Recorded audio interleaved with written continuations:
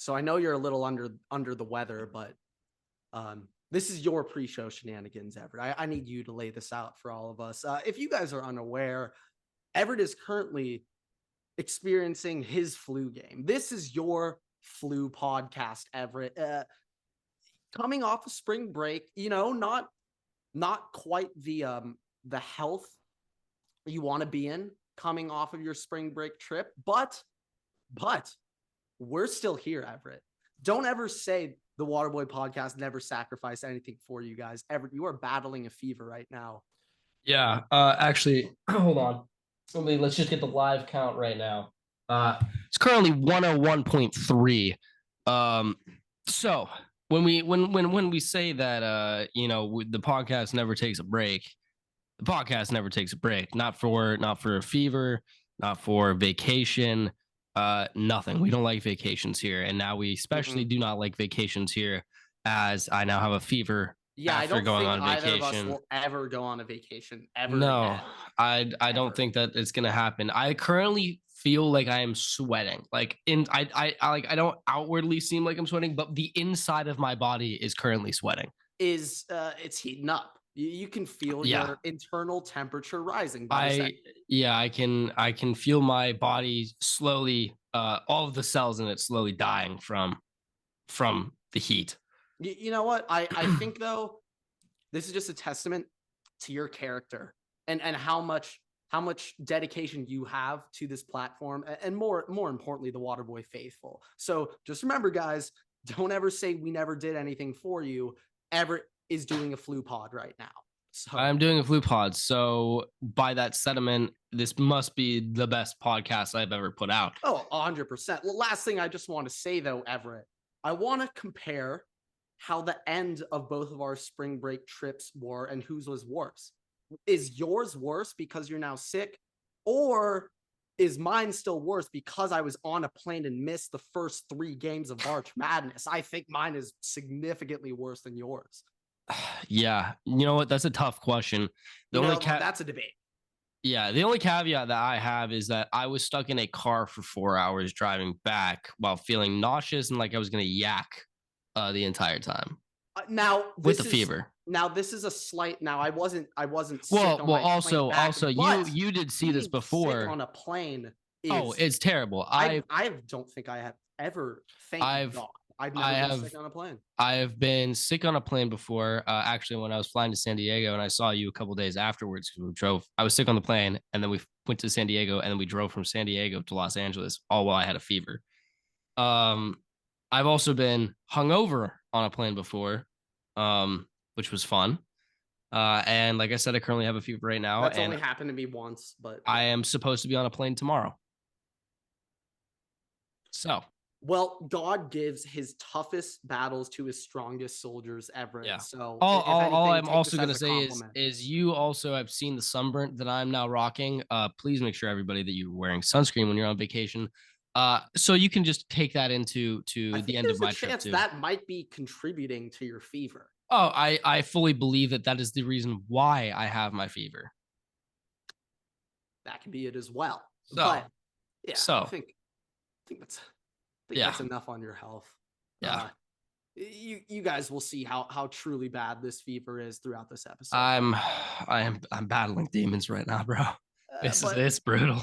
It's all right. The demons you're battling, you won't even show that on the outside. I know you're literally dying right now, coughing, but you're all right. So without further ado, what is going on, everybody? Welcome back to a very, very special episode of the Waterboy podcast. I know I say that every time, but this time it is very special. It is episode 106, and we can now officially say with full confidence that the UConn Huskies are national champions. First things first, shout out the Hurley family. They've now done it in all levels. Dan Hurley's older brother, he won a national championship as a player with Duke.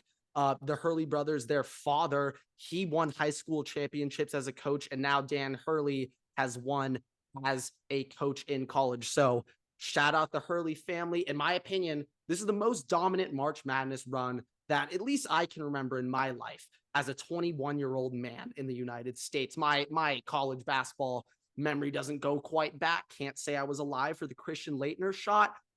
But in terms of what I can remember seeing, this is the most dominant run of March Madness I've ever seen, winning every single game by double digits. So isn't UConn, UConn's the only other team besides UNC to have won a chip in 4 straight decades.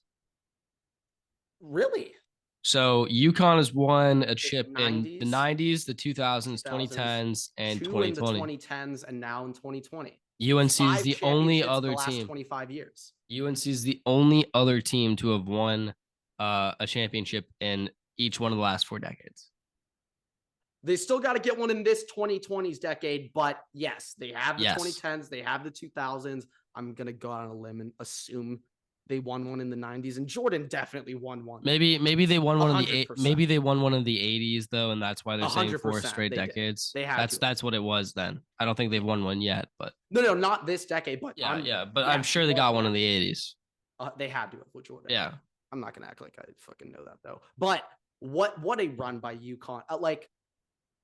I think in terms of recent memory, one of the more significant debates around college basketball is this topic of blue blood. Who's a blue blood? Who's not?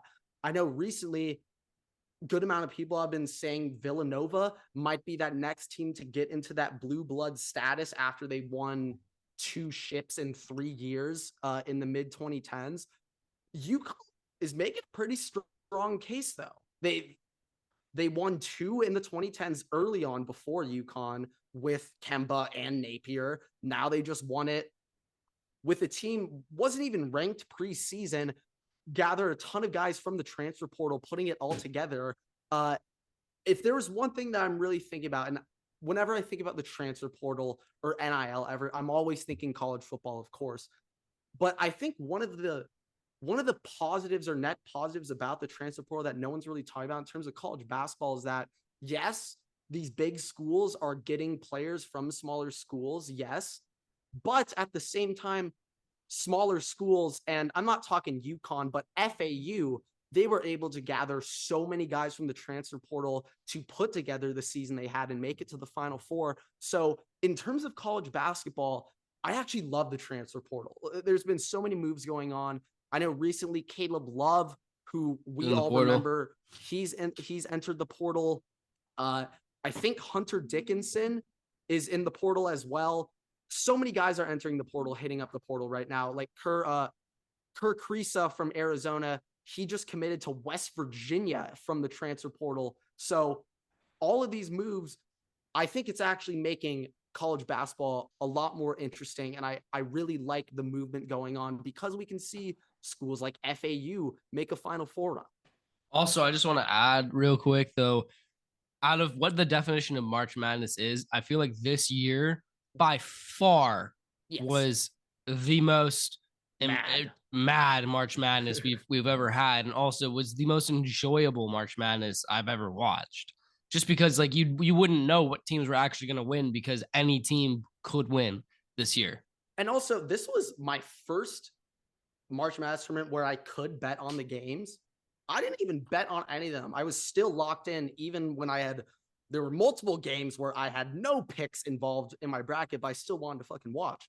I wanted to watch that shit still. And I thought this college basketball season was so spectacular. I'm kind of upset we didn't spend pretty much any time talking about when football was going on, but this has got me so excited for next year. And I know by the time football season starts and college basketball is kind of getting in the swing of things, I won't care at all. But it's right now. I'm so into this. Right now you care. Last thing I wanted to say, I've seen this debate a lot. I saw a lot of people after the national championship game absolutely taking a crap over one shining moment ever. I need to know, what are your thoughts on one shining moment? In my opinion, I think it's the greatest sports video put out literally by any sports team, organization, league on an annual basis. I think one shining moment's phenomenal. I literally went back and watched, I think, like the last 5 one shining moments for the last 5 tournaments after I saw that one.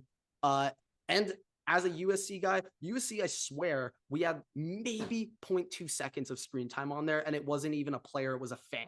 So I'm not even that mad that you're talking about like the recap video that they put out? Yeah, the recap video with one shining moment. Like, I saw so many people like, this sucks. This is the worst tradition. I'm like, what are you guys No, talking I about? like it. Imagine if they did that with like the NFL or something. Like people would be all over They it. If you should. did it, if they did it this year with with the, I mean, with all kind of the key moments, including the Super Bowl, like you have comeback wins, field goals, like everybody would be like, "This is awesome."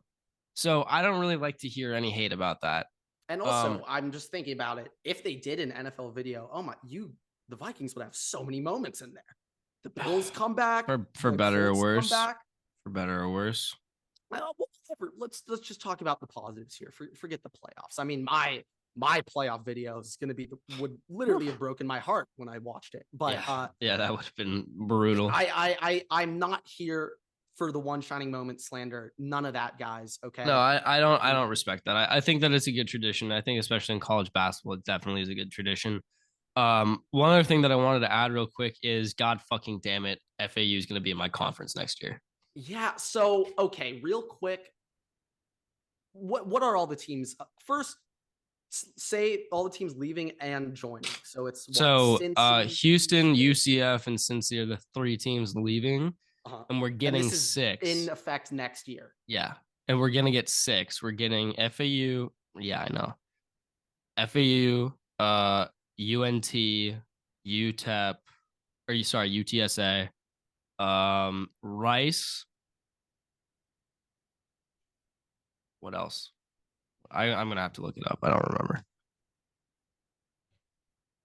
Hold on. Bear with me. I need filler Okay. content here. I need filler Yeah. content here. Well, okay. While you're coming up with that, I just think we're on the topic of conference Here we go. I got realignment it. and stuff. Okay. I got it. Here we go. Thank Here we God. I go. had nothing planned for that. Feeling good.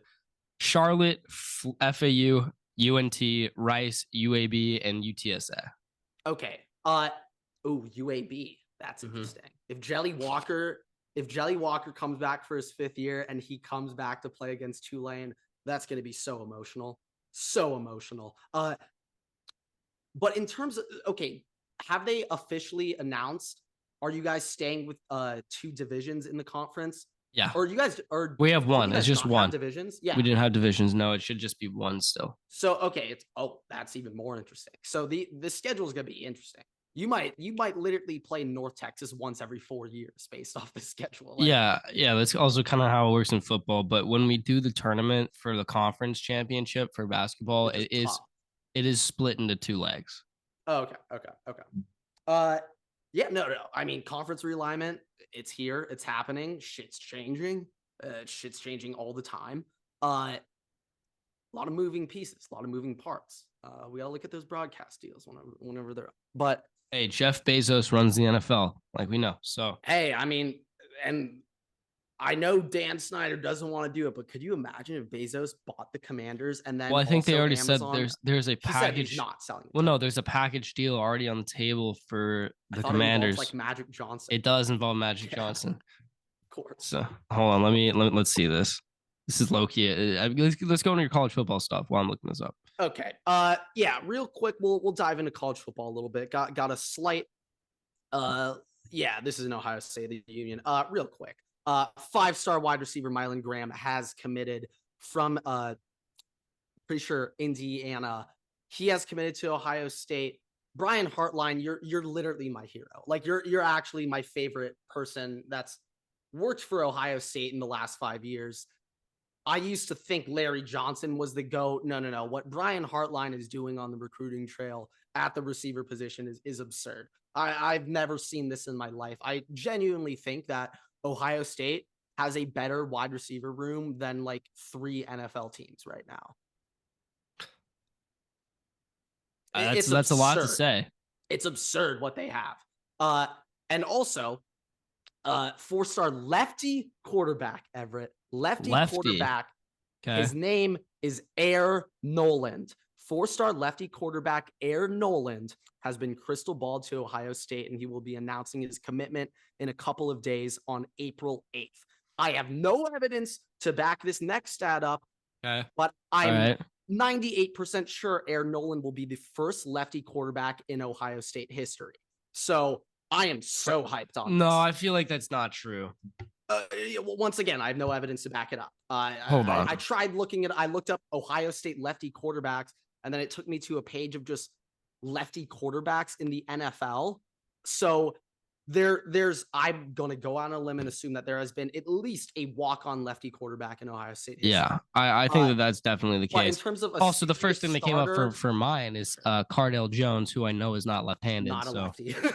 So. No, yeah, like literally afterwards for a second, I'm like, wait, was Terrell Pryor a lefty? Nope. That's what I was thinking too. He's not. No, literally, right? I was like, wait, what was Tegin a lefty? Nope. Yeah. Did Tengen no. play quarterback? Or not Tegin, Troy Smith. Oh my fucking god. There you go. But I'm like, were these guys lefties? Nope. Braxton, not a lefty, and he didn't even throw the ball, so you wouldn't even be able to tell which hand it was. But yeah, we're gonna have a lefty quarterback, Everett, and he's throwing to multiple 5-star receivers. So this is the fun part. Recent Michigan 5-star quarterback commit Jaden Davis. He was asked which high school players he wants to come join him at Michigan. He was asked which guys is he going after, and specifically they asked him which currently committed guys are you trying to flip to Michigan. And Jaden Davis specifically pointed out the number 2 player in the country, 5-star wide receiver Jeremiah Smith, who's committed to Ohio State. In response to this clip of Jaden Davis saying he wants Jeremiah Smith, Jeremiah tweeted, and I quote, "Hell no," to him potentially flipping to Michigan. So that's my fucking guy. That's your fucking boy right there. It's not that's South Florida Express. It's South Columbus Express. And remember, Jeremiah Smith committed shortly after Dylan Raiola, number 1 player in the country, 5-star quarterback. He committed like 3 days before Raiola decommitted. And I was thinking for a sec, oh, now he's going to decommit too, but he hasn't. He has not decommitted. That's some major loyalty. That's some major loyalty. That's my fucking guy, Jeremiah Smith. Watch out for him. But also, if you're a wide receiver too, you wouldn't want to go to any other coach in college football besides Brian Hartline if the opportunity presented itself. So Brian Hartline right now, what he's doing, it's like unprecedented right now, and the receivers he's turned down the league. And Everett, while we're on the topic of Brian Hartline, this is a little interesting clip that I found over the weekend. So Brian Hartline, in an interview with Bussin' with the Boys, shout out Barstool, they asked Brian Hartline to rank his top 5 wide receivers that he's ever coached Everett. And this is who he said. Number 1, Marv. Number 2, Jackson Smith and Jigba. Number 3, Garrett Wilson. Number 4, Scary Terry. Terry McLaurin was number 4 on his list, and he just got like $74 million. And then number 5 is Chris Olave. So my instant reaction to this was, well, of course he's gonna put Marv 1. He's gonna yeah, he's gotta work it. He's gonna milk that a little bit. He's gonna put his current players at 1. Yeah, he's gonna milk it a little bit. And I understand he's gonna throw JSN at 2. He's trying to guy in the draft. He's also trying to get that draft stock. And this was in the back of my head, but great slight cover up by Brian Hartline to get those little unaware fans seeing the clip to be like, oh, he's actually telling the truth. He said, well, I'm comfortable putting JSN at 2 because Garrett and Olave themselves said that Jackson's better than the both of them. So he kind of got a bit of a pass there. To be completely honest, when he was giving that answer, it might have sounded like he thinks Garrett is better. But I also wanted to say, though, it was interesting for me that he had Garrett at 3 and didn't really consider Olave or Terry. And then he put Terry and Olave. In my eyes, it really seemed to him that he thinks Olave is the worst out of that group. He's still an 1,000-yard receiver in the NFL. But if Chris Olave to him was like the worst, and I remember in this clip, he said, Chris knows how much I love him too. Like he was saying, like, he might have had these conversations with Olave, like, you're the worst out of JSN and Garrett. Like, that's kind of what it sounded like when he said, Chris knows how much I love him. He's just being bluntly honest. Yeah, but I do think, though, we could take this, take everything with a grain of salt here. I'm just very impressed with him putting Garrett over Terry. And really, I'm impressed. I'm kind of surprised. Do you think that Terry was the better wide receiver in college? Not coming out. He's just saying receivers that he's coached. And obviously his opinion can be a little skewed because Terry at Ohio State wasn't the same Terry that he is now in Washington. I was just shocked to hear that, though. Like, Terry McLaurin, what he's been doing in the NFL is absurd, ridiculous. I don't know. I just found that interesting how he threw Marvin JSN 1-2. I get it, though. I was really interested, though, with Garrett and Garrett over Terry and Olave. It seemed like he didn't even really consider Olave for a So second. let me ask you this. Let me ask you this. As an Ohio State fan, as an NFL fan, you've watched both of them play this year. which receiver in the NFL do you think is better, Garrett Wilson or Chris Olave? I'm gonna say Garrett because he has a larger route, or he has a more diverse route tree, in my opinion, and he can play slot and outside. Olave, he needs to play outside. Like, he stretches the field.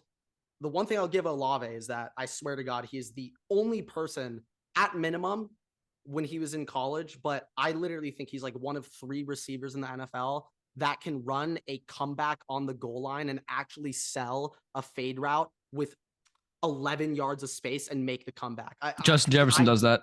I'm not. I'm just fucking. I'm not. I'm not saying that. I'm just saying, like, Olave, his skill set is outside. He needs to play on the perimeter. He runs the streaks. He beats you. He stretches the field. It's just, if you need a 3rd and 4 pickup, Garrett's your fucking guy. Whose future do you think is brighter? Asked me a year ago, and I would have said Olave because give me the New Orleans Saints over the Jets. But keep in mind, the Saints now have Derek Carr at quarterback. Yes. It's just Aaron Rodgers, Everett. Oh my God. Well, we're saying as of right now, I'm so happy. Rodgers has not officially been traded yet. Well, he's going to be a Jet, Everett. You have nothing to worry about. Okay, the bad man is gone. Okay, he is a New York Jet, Everett. We can just break that right now. Let's just break that right now. Okay. The Green Bay Packers have officially traded Aaron Rodgers to the Jets. I'm going to give this nod Garrett over Olave. But let's say they were both on the same exact team, Everett. There's not outside implications or factors. I'd rather have Garrett than Olave. So interesting. Olave is my baby boy, though. I will never forget his first significant game as a true freshman. He comes in against Michigan, blocks a punt, catches 2 touchdowns. I've never seen anything like that in my life. Literally had never heard of Chris Olave in my life until that game. Fun fact, you know that Adam Thielen's first touchdown in the NFL was a blocked punt return for a touchdown? Like, that's baller as shit. It's little things like that that I will never forget. Like, seeing Olave dog it on special teams, I'll never forget that. I'm going to give that nod to Garrett, though. I want to talk slightly. We'll get off this quickly, but I want to talk about Marvin JSN real quick. Okay. I think that Marvin Harrison, if we're just talking full on potential everything, should be the best receiver out of all these 5. I think Marv should. Well, yeah, also based off of what he's done just on a sample size of college football, that makes sense. It's absurd. Like, it's nuts. Yeah. I do think, though, like, I'm very concerned. Garrett has skewed my opinions a little bit because he did it with like Flacco and Mike White. But I'm just very concerned about landing spot at the wide receiver position. And I am not going to lie, though. I am moderately concerned about Garrett Wilson's future with the fact that they now have signed Allen Lazard. They're apparently trying to get Odell Beckham Jr. They're signing, or they have they traded Elijah Moore, didn't they? Yeah. So, but they still have Corey Davis. I think they're getting rid of Corey Davis too.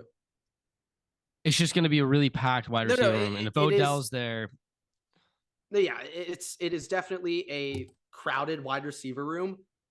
The one thing that I like about Garrett a lot, though, is that I actually prefer him to have other guys on the team, so he's not getting keyed on. Like, I'm just thinking, like, if Aaron Rodgers is your quarterback, though, he's very selective, and he's gonna go to Odell and to Allen Lazard before he goes to Garrett Wilson. Like, that's just the issue that I foresee. I feel that to a degree. I think Aaron Rodgers, after a couple practices, he'll realize that this kid Garrett Wilson's pretty damn good at football. I think he's gonna realize that pretty quickly. I would also say, like, recently, Aaron Rodgers, I just fucking throw Devontae Adams down there somewhere. Fuck it, you know? But, like, I I really am a fan of partnering Garrett with other talented wide receivers because I Just want him on a little one-on-one. general I want news. him on 1-1. General news, by the way. Should the Jets deal with for Aaron Rodgers fall through, the 49ers when it falls through. Because you already stated that the trade has happened. If the deal falls through, falls through, like doesn't happen. Okay. What the fuck did you think I was saying? I don't know. I was just falls is the only word that sounds like that. That's remote. No, I know. You would think I'm the one with the fever watching this podcast right now, but no. Okay. Yeah. So if the deal falls through, the 49ers are very interested in trading for Aaron Rodgers. That now. Aaron Rodgers wanted to play for the Niners. There's all of those storylines involved. I think there's no way that they actually do that, though. I don't know. We'll see. But they almost traded for Kirk Cousins, by the way, during this past or like during the combine week. Damn! Holy shit! I did not know that. Yeah. Would you hyped on that? I don't know what the hell we would have gotten in return for him. Like, there's no backup. There's no future quarterback on the roster right now that would make sense. So I wouldn't really understand it, to be honest. I'm very much under the impression that Kirk Cousins needs to be on this team for at least 1 year while we're developing a quarterback, unless we have the number 1 overall pick. Even if we have the number 1 overall pick next year and we draft Caleb Williams, I still want Kirk Cousins to be on roster next year and have Caleb Williams sit behind him. Yeah, I've seen some rumors from extremely verified sources, and I mean Twitter, that the Vikings have been talking to Hendon Hooker a little bit. Yes, we have been doing that. And Dorian DTR. DTR. Now, no one really brings up DTR. I get that. But as a USC fan who always keeps an eye on the enemy, I thought DTR was phenomenal. It was great. He also apparently has very much redone his throwing mechanics. He's completely leveled off. He's completely leveled off his little hitch that he had. And he's been working with, I don't remember what his name is, but Carson Palmer's brother that you see everywhere. Yeah. He's been working with him. And I project DTR as being like a 5th round pick. So I'd be completely fine with that. You just take a flyer on him. The Vikings don't really. I feel like you might even be able to grab him like 7th round. I don't think 7th. I think he's 5th or 6th. I think quarterbacks specifically are a little bit over not over projected, but they're overhyped. Yeah, they're taking a little bit higher. So I think that he's probably going to be a 5th round prospect. The Vikings don't really have many picks though, which is the issue. But I'd be fine if they wanted to grab DTR in the 5th round or something like that. For Hendon Hooker, I would only draft in the 2nd round. And if that means the Vikings need to trade down from 23 to a little bit later and pick up a 2nd round pick so that they can get a 1st rounder and Hendon Hooker, I'm completely fine with that. And honestly, that might be a great situation. But the main thing that I need everybody to realize, especially Vikings fans, is that it's been, and this is very, very apparent, that should the Vikings, let's say they draft Hendon Hooker in the 1st round, let's say he goes 23, right? Let's say they draft him, and he just doesn't look good next year, the Vikings don't give a shit. They will draft another quarterback in next year's draft, even if they drafted one this year. Because for them, for Kwesi, it is cost, whatever. Yeah, for Kwesi, it is, I'm just drafting till I get a hit. And it could be the same position 4 different times in a row. You're drafting till you get a hit. And I think people don't really realize that much about the NFL draft, is that teams are drafting the same position repeatedly because it is so hard. Well, they fuck up, yeah. But it's also so hard to like, you don't know how a player is going to pan out. Like, even like, look at recent number 1 picks. Look at the number 1 picks from the last couple of years. Obviously, Trevor Lawrence is doing pretty well right now. But outside of him, a lot of these number 1 picks have not been projected. Like, they're not the consensus number 1 player in their draft. Yeah, I mean, remember, we were joking about this. Like, did you hear Trayvon Walker's name mentioned 1 time last year? No. Like, I swear, I did not. Like, let's just look through. I'm not sure if he was on the field in that playoff game against the Chargers. No, he was. But he was a non-factor. But let's just look at the last. Let's look at the last Burrow is pretty solid. Let's just look. Pretty solid. Let's just look at Baker sucks ass. I know, but let's just look at the last 7 first overall picks, right? So what's that put us, like 2015, 2016? Let's go back to the Jared Goff draft, 2016. 2016. All right. 2022, Trayvon Walker, not the best player in that draft.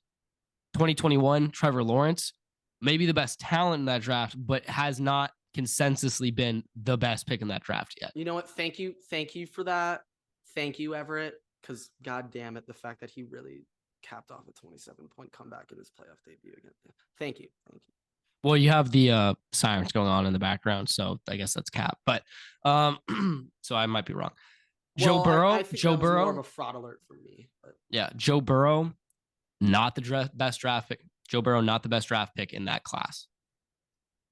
2020, great player, probably the best quarterback in that draft, but not the best player in that draft for the number 1 pick. I would say those last 2 guys you mentioned, not Trayvon Walker, but T-Law and Joe Burrow, were the most valuable players in the draft that you could take to impact your team.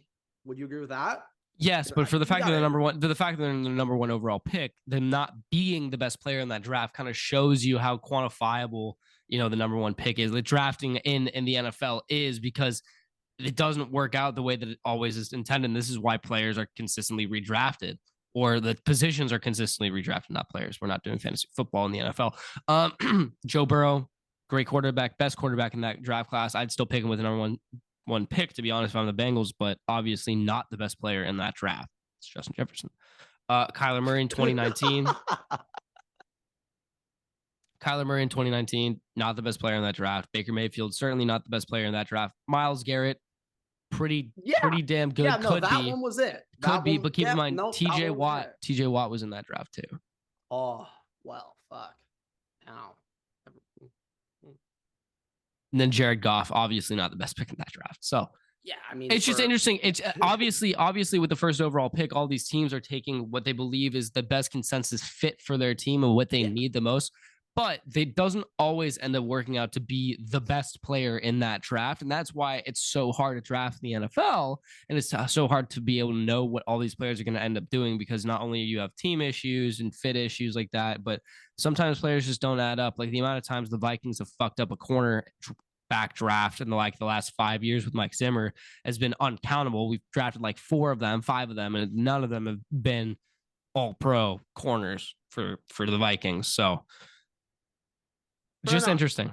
One last little thing I saw about college football, Everett, that I found very, very interesting. I saw a report of the Power 5 recruiting budgets for the most recent recruiting cycle, 2022-23 college football season. These are how much teams are spending on recruiting. I did find it really interesting, though. Some notable teams not mentioned in this list, Everett, were Miami and USC. A little interesting. They did not disclose their financial reports, so I don't know where they rank, but Everett, I think what I'm about to tell you is going to shock you. All right. I'm going to tell you just the top 10 highest spending teams recruiting budget, and then I'll tell you where my boys are. Okay. So number 1's Georgia, $4.5 million a year. Number 2 is Clemson, $3 million a year. Sorry. Clemson. Number 2, Clemson. There you go. $3 million a year. So their budget is literally 2/3 the size of Georgia's, and they're the number 2 largest budget. Okay, Georgia is spending $1.5 million more than Clemson is, which is half of Clemson's budget. A&M is in 3rd, 2.9. Tennessee 4th, another 2.9. Oklahoma 5, Texas 6, Bama 7, Michigan 8, Oregon 9. Florida 10, and this one's fun. Rutgers is 11. Believe it or not, Rutgers is at 11. But Everett, wow, guess where Ohio State ranks? My hint is they are in the top 20. 17. Really fun, close. 18th. Ohio State ranks 18th in the country in their recruiting budget. However, they signed the number 5 class in the country last year, despite having the number 18th or 18th largest recruiting budget. I was also just looking at this too. So I think Texas A&M had the most expensive NIL deals last year. Yes. how the fuck are you that bad with those great recruits and spending that much money? How are you that bad? Well, Everett, if we could kindly redirect our viewers back to the Waterboy Awards, I think you guys know my opinion on Texas A&M. But these shitheads are so pathetic. And my favorite is recently Ohio State's been landing some Texas recruits, and there's been a healthy amount of A&M fans in there talking shit like, "Oh, Texas kid going to Ohio State, he'll spend one offseason there and leave." Mullet man Quinn Ewers is the only guy to do it, Everett. I'm not sure if you remember, but Garrett Wilson, J.K. Dobbins, Baron Browning, J.T. Barrett, all these guys are from Texas, and they stink. So Yeah. It's kind of interesting though that A&M fans were shit talking Ohio State like these guys are gonna hit the portal when like the entire A&M class just hit the portal after last season. That's kind of interesting. Yeah, it's ironic. It's very ironic. That's a little interesting. Yeah, no, but I mean, last year what it really came down to is A&M couldn't pass the ball. They couldn't pass, and maybe they should have spent some of that money on a quarterback. Yeah, no, their quarterback last year was like Haynes King. I mean, this shit was doomed from the start. I just think it's very interesting that Ohio State is 18th nationally in recruiting budget, and they're 5th in the Big Ten. They're only 5th in the Big Ten, Everett. It just goes to show you what actual good recruiting and like having a good program can get you. Because you have people that are just buying into the program for it being like a good program rather than for money. Because obviously a lot of people are really interested in getting paid now because NIL is a big thing. But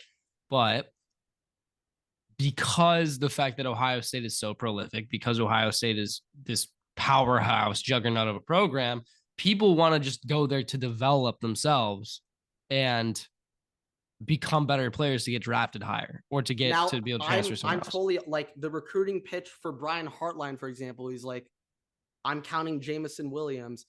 In the last NFL draft, his 3 receivers went 10, 11, 12 in the draft, Everett. Like, you can't get a better recruiting pitch than that. You can't, at least also right now. Also like this is a little bit different, but for Alabama, they got the 2 best running backs this past year, 2 5-star running backs, right? I'm going to assume that they probably didn't both get great NIL deals. That's my assumption. You think only one of them got it?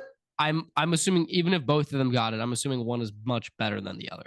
But my biggest assumption is the reason why you'd be willing to go to a team that has obviously already has running backs on the roster and is also recruiting another 5-star running back is because you want to be able to learn from the coaching staff that have you there. And then if you need to transfer out, you'll transfer out. Hey, shit, Alvin Kamara did that. Well, he had to transfer out for different reasons, but I mean, it could happen. Seems like those issues are still occurring. Just one thing, last little thing on this I want to point out. Alabama. So Alabama ranked 7th in recruiting budget in the country, but they landed the #1 class in the country last year, Everett, and they landed 9 5-stars last year, Everett. Let me say that one more time. They landed 9 5-stars last year, Everett. The most recent Alabama recruiting class is one of the funniest classes I've ever seen in my life, especially on defense. But Alabama finished first, Georgia finished second, Everett. But Georgia's recruiting budget is essentially double what Alabama's is. Well, also, like the pedigree at Alabama or Nick Saban is so much better. I do think it's very interesting though that Alabama just had coaching turnovers, and that did not doesn't affect it. No. Nick Saban is the rehabilitation clinic for the misfit coaches of the NFL and college football, specifically the NFL. Bill O'Brien, but okay, I think this is actually a nice transition in the NFL while we're on the topic of Bill O'Brien and Alabama. The rumors right now are that the Patriots have been floating around trades involving Mac Jones, which I find very interesting after they just hired Bill O'Brien, Alabama OC. And also, Everett, there have been rumors that last year when the offense wasn't quite clicking under elite offensive guru Matt Patricia, that Mac Jones turned to his former Alabama coaches and asked them for advice over the Patriots coaches. Which Bill's not going to be happy with that. Bill did not fuck with that. Bill did not fuck with that. Funny that Now those reports have come out, and Bill hired Bill O'Brien a couple of months ago. Huh. That's a little interesting. Well, also, if you got to realize, timing. that Nick Saban most likely is gonna tell Bill that some shit's going down. That Mac's asking for help. Oh, 100%. 100%. I also, one thing that I don't really think people realize is that I think college coaches, at the end of the day, they want to protect their players. I'm talking their former college players in the NFL. They want to protect them. Yeah. But I do think it is more important to college coaches to maintain good relationships with NFL coaches. teams. Yes. So that, for example, this year, Ohio State, guys like Paris Johnson, not even DeJuan Jones, a in between first rounder, yeah, probably going to be second. What Ryan Day, for example, says about DeJuan Jones, and if he gives him a good review, that'll mean much more if Ryan Day has had a successful track record of telling these NFL coaches the truth. If he has consistently been overhyping up his players and lying about them and pretending they don't have character flaws, then they're not going to take his word for it for these guys like a DeJuan Jones.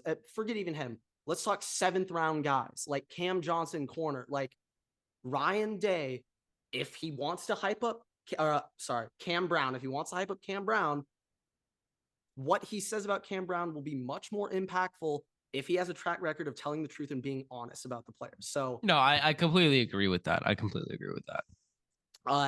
So yeah, that's kind of what I was thinking in terms of that. But I think it's really interesting though, Everett.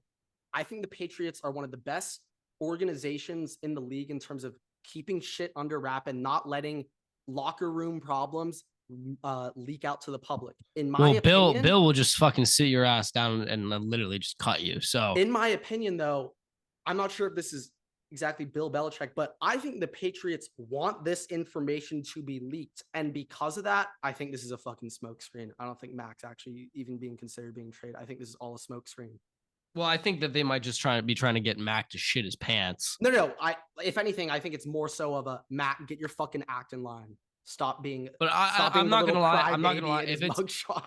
If it's, I don't know if it's just me. I don't know if you agree with this, but Mac Jones really rubs me the wrong way. Yeah. He comes across to me very arrogant, kind of a dick. Like he really is just kind of like thinks that he's like it's like he is everything. Like he is the center of. Thinks he's him. Yeah. It's like I feel like there's a difference when you're a quarterback specifically, especially in the NFL. You need that confidence. Don't get me wrong. And in college, don't get me wrong, you need confidence. But there's a very large difference between being a Joe Burrow and a Mac Jones. The mentality that, you know what, I am not the entire team. Like I need to be a leader. I needed to kind of lead by example, be there for the rest of my team, be talking like to the rest of my team. Like I am not the only thing that can win championships. I am not the only like thing that goes into that. I am not the only reason why we're going to win games. And hey, you can't put a team on your back like or anything, but I mean, when he won that natty in Bama, I know from firsthand experience, he had some pretty good receivers around him. Yeah. So get there. So I understand like, okay, Mac Jones has a great memory, right? Like that's what people were talking about him coming out of college is he has photographic memory. He can remember stuff. Obviously he throws a nice ball, but if you would have me sit here and list out every quarterback in the NFL and where I think that they're kind of ranked, Mac Jones right now is in the bottom 5 quarterbacks for starting quarterbacks in the NFL for me after this past season, because specifically bottom 5 ever. He obviously has talent, but it's the Zach Wilson mentality for me. Him and Zach Wilson's mentality are insanely similar. And that is where the issue for me comes into play. I if anything, I think it's like even more surprising that this shit was kind of allowed to happen last year. Like I feel like Bill probably should have put his ass in line. Well, also I'm sitting here and I'm thinking, you know what? This is Bill's. He had Tom Brady for what, 20 years. So yeah. This is Bill's first time really dealing with like of like a social media era quarterback, right? Of a young quarterback, especially one that's a fucking diva. We all know that Tom Brady was not a diva, and before that, even if you talk about Drew Bledsoe may be a little bit of a diva, but he was gone like this, so it still has been like 19 years. 18 years since he's had a last deal with this. And Bill's probably sitting here for the first time. It's like your grandparents when they, like talking about like a Gen Z person, like I guess not, but like somebody who's like always on their phone. Like you always see in social media where it's like older people just don't know how to deal with it, right? Kind of gives me those kind of vibes. Like Bill Belichick just doesn't really know how to deal with somebody that's now what 24, 25, who's a diva. Yeah, I could definitely like see extremely arrogant. Deal with him. Yeah, go deal with it, Matt. Extremely arrogant. Like he's just not used to it. He's expecting that people are gonna buy into his mentality and everything. And clearly, Mac Jones hasn't done that. I keep replaying this picture. You remember when he like twisted his ankle and he's going down the steps and just crying and stuff. You and I both know if that was Tom Brady would be out on the field. Yeah, he'd say wrap that shit maybe twice. Let's make sure it's good. But I'm playing. Look. I mean, I never suggest playing through injury. I literally can't. As a well, you're doing it right now, Everett. I am working through injury. But I think flu game's a little bit different. But like Patrick Mahomes in the Super Bowl in the last week of this playoff, like. That shit, he wrapped it up twice, did the same injury that Mac Jones had. He wrapped it up twice. He's still playing. Yeah, take your Toradol shot and you're good to go. So, I mean, shit. Aaron Rodgers apparently broke his clavicle and took some. So what did they put him on? Oxy, and then he just played the rest of that game. So yeah, like Herbert finished the year off with his non-throwing shoulder like being torn. Like what the fuck? I obviously, and as a general means, like playing through injury, you obviously don't want to hurt your career. You don't want to. Like some people can't do that, but if you're a quarterback in the NFL, like it's almost something that's expected of you from your teammates. That if it's not going to end your career, if it's just going to hurt a little bit to play on it, you're going to play through it. Like Arian Foster said in his like record-setting season, he played with a broken collarbone. Well, Dalvin Cook's been playing with a broken clavicle for 3 years, broken shoulder for 3 years. I think AJ Brown finished out like his last year in Tennessee with a torn ACL. Well, remember the TO played in the Super Bowl on a broken leg. Yeah. And guess what? He still dropped 140 yards. And Greg Jennings made the most insane catch of all time with a broken leg, putting the team on my back though. So, there are all these things we have to consider. So, okay. This long story short, Mac Jones is a bitch. So, Everett, I found a very, very, very, very interesting PFF ranking list, and a little bit earlier when you were bringing up one of your favorite players being much better than Joe Burrow, this is gonna even hit you even harder. So, Everett, another PFF ranking list yet again by our favorite. PFF Mike. It is not that other guy. I'm forgetting his name. Trash. Anthony Trash. Anthony Trash. It's not Anthony Trash. But PFF Mike, these are his top wide receiver prospects since 2020, Everett. Number 1, Jamar Chase, Devontae Smith, Jalen Waddle, Quentin Johnston, Jamison Williams, Drake London, Jerry Jeudy, Garrett Wilson, CeeDee Lamb, Chris Olave at 10, and Jackson Smith and Jigba at 11. Now, Everett, first things first, Everett. It's very interesting how instead of like he listed this as fraud alert. Thank you. Once again, we do not pay the Los Angeles fire department, whoever, to make this happen. No. We don't put these in. These aren't audio. This isn't a sound effect I'm throwing in. This is live shit. Okay. Fraud alert. But Everett, first things first, it's very interesting how there are 11 players on this list instead of like a typical top 10. Well, why list 11 instead of 10? Oh yeah. Because Jackson Smith and Jigba was at 11th. So he's just trying to piss off Ohio State fans, drive up interactions, take a page out of the RJ Young playbook. I get it. I understand that. You want to boost interactions, but Everett, on second thought, when I was looking at this list, Everett, there was one receiver that I happened to notice wasn't on this list, Everett. Where the fuck is Justin Jefferson? What is Justin Jefferson not a top 11 wide receiver prospect? Look, the way first thing I'm going to ask is how the fuck is this guy still employed? Second thing that I'm going to ask is I'm gonna ask. It seems like this list is like pre-draft. Like this is what they were like prospect wise, not in the NFL, right?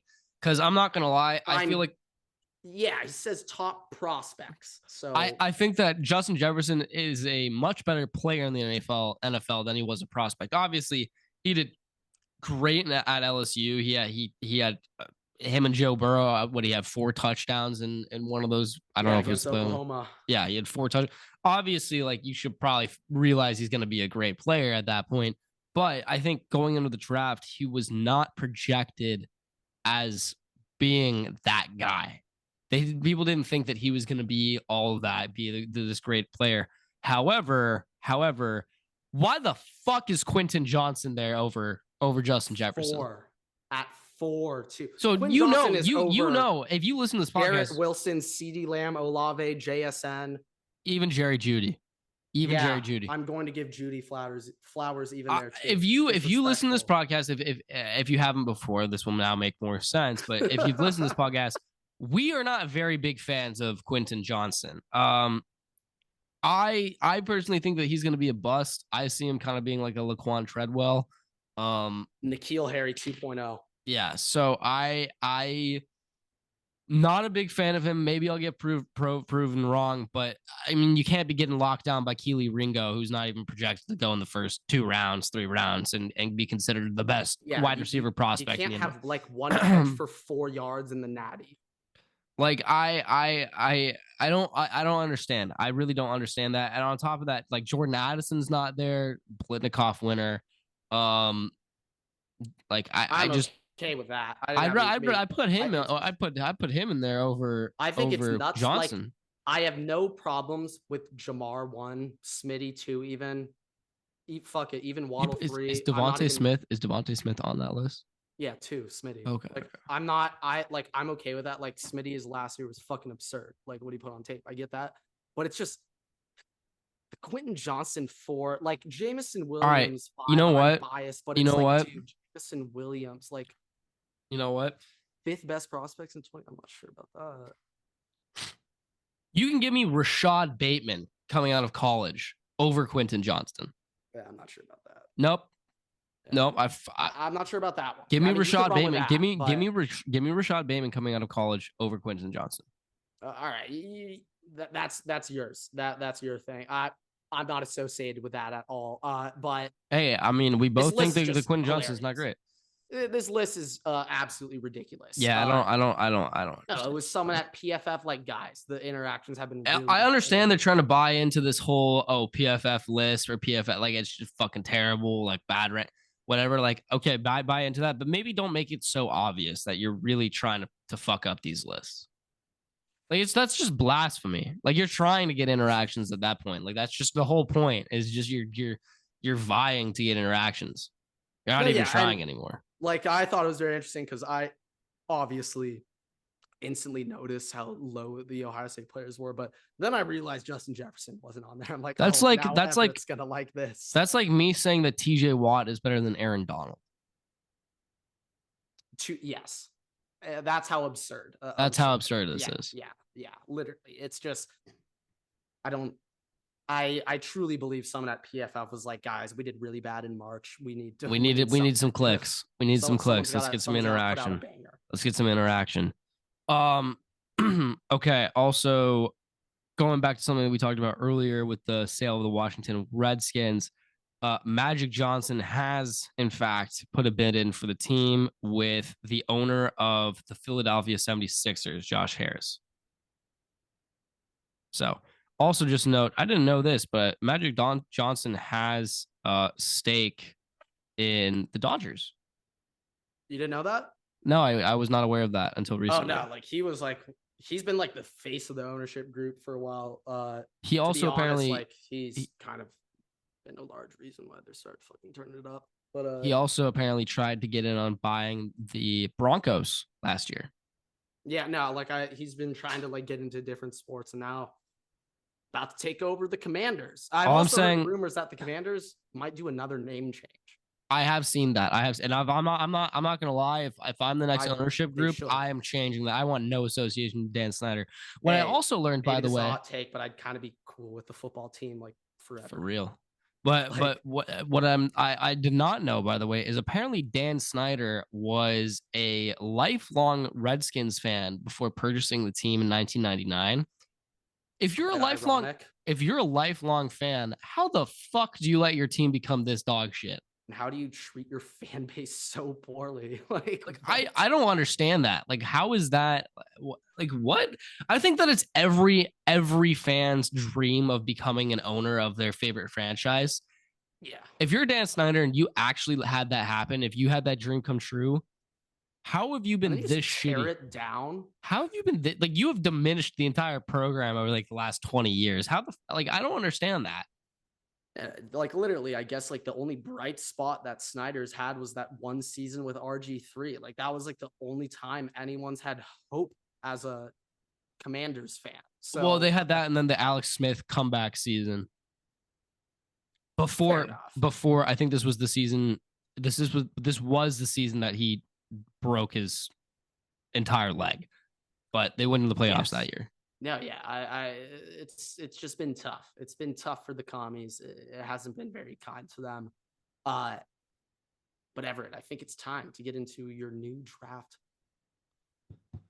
wish lists. Yeah. Okay. So we do the Cardinals last time? We did. So I'm now on to what am I on to now? The Colts. Yeah. 4-5 Colts.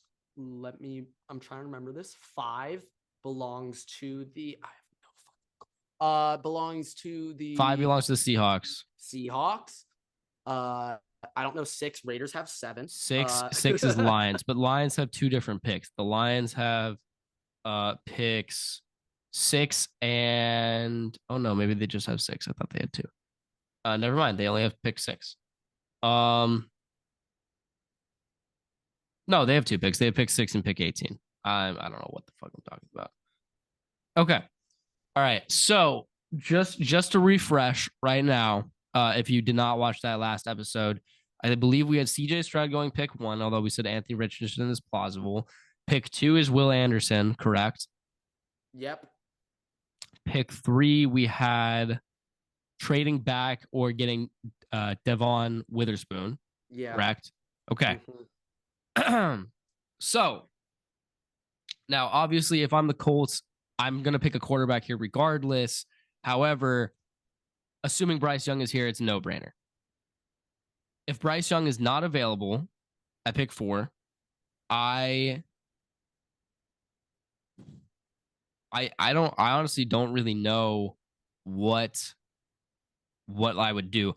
If Bryce Young is not available at pick 4, I'm going to draft Anthony Richardson with that pick. And I'm going to let him sit. I'm going to let him develop. However, if that is not plausible, if you cannot let him sit and develop, I would just say pick between Anthony Richardson and Bryce Young. Let's just assume it's Bryce Young at this point. Yeah, I think it makes sense. I am thinking just right away, let's just talk there. The Colts, known for their running game. Jonathan Taylor obviously hurt a little bit.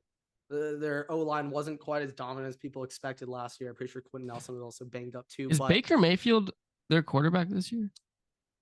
Where did he? He signed with the Bucs. That's right. Bucs. He signed with the Bucs. Yeah, he did sign with the Bucs. Now the Colts, I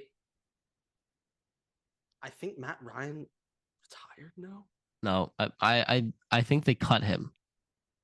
I remember the joke was that I was saying it'd be really funny if Matt Ryan retired on March 28th. Just get all the 328 jokes out there, but he passed up on that. Yeah. So just to reiterate here, this is given this circumstances. Okay, this is what I think that is plausible to happen. All right, but we're assuming that CJ Stroud goes 1, assuming that the Cardinals do not trade back. They take Devon Witherspoon at 3, and Will Anderson goes 2 to the Texans. Take Bryce Young at 4. If Bryce Young's not available, take Anthony Richardson. And if Anthony Richardson is not available, then take CJ Stroud, assuming he's not the number 1 overall pick. Yeah, still going quarterback though. For Colts. Quarterback for the Colts. I think that's no brainer. Okay, so 5. I'm not gonna lie. I think this is a no brainer for the Seahawks. I obviously know that there's off the field issues right now, but Jalen Carter I think is a done deal to go to the Seahawks at 5. I think that the talent there and the upside, at least on the field, is unimaginable. And I think that Pete Carroll will be able to get those off the field issues to kind of stop. He's had a pretty good line on keeping his team in check. So I think that's a big thing. However, if that's just not possible, I think Tyree Wilson is going to go there at 5 to the Seahawks. I think they're going edge either way.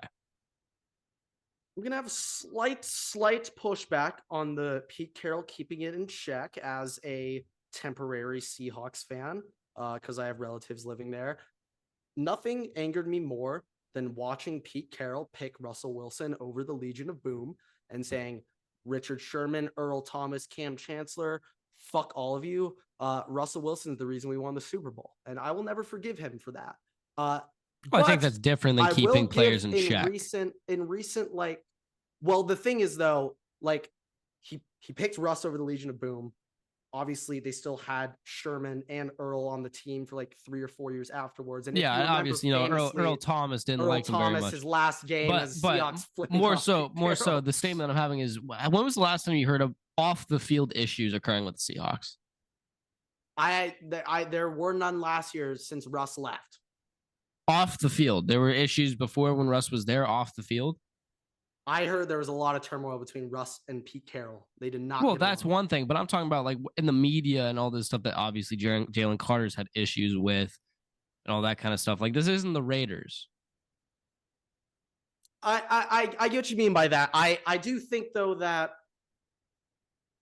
I'm saying Jalen Carter might actually be able to be a bit of a free spirit there, but I'm not actually against that.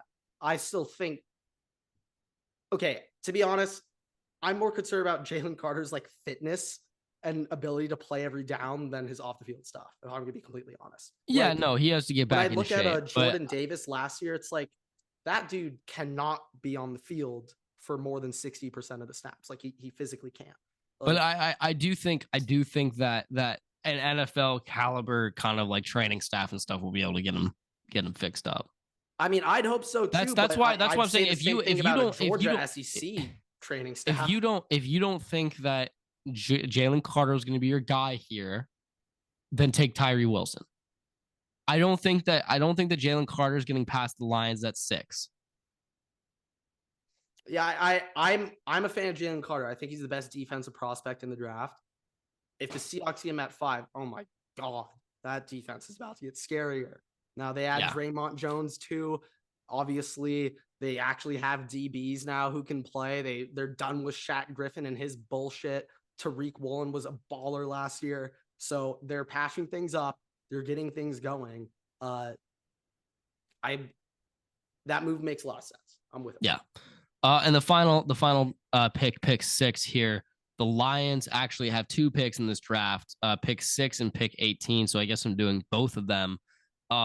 At 6, if I'm the Lions, I'm going to take Tyree Wilson if Jalen Carter's not available. And if neither of them are available, I'm going to take Christian Gonzalez. I'm going to get a cornerback, put him in that secondary with Jeff Okudah. Now, with pick 18, I think that this is a surefire pick. I think that you get Brian Branch at 18. Okay. I think that you're going to get secondary safety help with Brian Branch. I think he's going to be there. I don't think that he's going to go that high, but you're going to get that safety help there.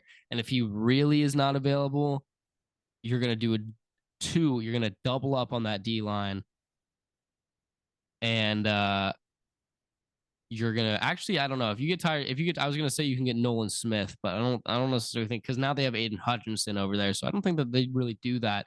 I think that you get Joey Porter or Jordan Addison if Brian Branch is not available. For the Lions. Yeah, at 18. I'm thinking about like just the possibility of them taking a receiver there. So they let Chark go. Right now it's Amon-Ra, J-Mo, and who's actually, you know what? No, if Brian Branch is not available at 18, take Brian Breezy from Clemson. Defensive interior lineman, I think would make a incredible big front man for that D-line. Yeah, I mean, my opinion on Clemson is obviously very skewed. I was paying very close attention to that 2020 Clemson recruiting class. spearheaded by Miles Murphy and Brian Breezy. I feel like going into last year's college football season, I was assuming Breezy and Miles Murphy to both be top 10 picks. I think the upside is there for both of them. I think both of them are phenomenal players. I will never forget Brian Breezy was a true freshman, and he was kind of manhandling some of the Ohio State He's a big dude. linemen. He's a big massive. dude. He's a big dude. Fucking ferocious. So I like both of the Clemson linemen a lot. I'm a big fan of Miles Murphy and Breezy. Yeah. So just to reiterate, I think that at pick 6, you get Tyree Wilson if Jalen Carter's not. Oh my God. You get Tyree Wilson if Jalen Carter's not available. If neither of them are available, you'll get Christian Gonzalez. And then pick 18, get Brian Branch. And if he's not available, get Brian Breezy. Yeah, I think another thing about like Brian Branch and Alabama in general last year, everyone kind of had higher hopes for Alabama. I was definitely expecting a bit better performances out of their secondary. I was a little disappointed with Eli Ricks and what he was able to do, obviously, after. Especially, I mean, people thought he was gonna. People thought he was gonna be a first-round corner going into this year. I mean, Ohio State, we wanted him so fucking badly. He was the second he put his name in the portal out of LSU, everyone was all over him. So, I feel like, and also Alabama just last season, I guess, didn't quite get as much of the limelight. But I think Brian Branch might be one of the best DBs to come out of Alabama. I think that he a lot of people last year. I like think Battle too, but well, Jordan Battle is my number 2 rated safety in this class. Was committed to Ohio State at one point, but I think that a lot of people. What was his name? Kyle. The safety of the Ravens. Yeah. I think last year Kyle Hamilton got knocked a lot for being a little bit slower than people were. Yeah. I think Brian Branch is kind of having the same thing happening to him where people are like, oh, he's slow. But in actual game speed, he's not really that slow. You forget, though. And you can make up for that at the safety position with intelligence and just. Yeah. Also, people forget that running a 4.5 or 4.6, you're not slow as shit. Like, you're still pretty fast. Somebody running a 4.5 or 4.6, I guarantee you, is probably faster than you'd be able to run. Well, definitely faster than either of us would be able to run. But I'm more speaking to the audience. There is running a 4.5 or 4.6 is probably faster than you'd be able to run. I'm going to go out on a limb and say that the average human being, okay, not college athlete, human being, runs above a 5. Yeah, they're probably about Tom Brady's speed. When people are also keep in mind, I'd probably rep like a solid 5'7" right now. Like, okay, maybe we'll have to bring back the water boy. Maybe I'm lowballing my. Maybe we're gonna have to bring back the water boy combine. I'm in the 5s, 100%. Yeah, but I mean, a 4.5 is still honestly not that bad. And when you're a safety, you're playing back to begin with, and you're just smart. You can make tackles. It's not going to matter what your pursuit speed is because the chances you're going to get torched over the top is very low. It's not like you're playing slot or nickel. Yeah. So. Other than Malik Hooker, my favorite Ohio State safety in recent memories, Jordan Fuller, and I think he actually ran like a 4.63. And look at him; he's doing really well. He also, I'm pretty sure, plays corner. He plays corner in the NFL. I'm pretty sure. Jordan Fuller. Oh no, he doesn't. He get torched. He get fucking torched if he played corner. No way does not. Oh, he is a safety. No way. I was thinking of Kyle. I think it's Kyle Fuller.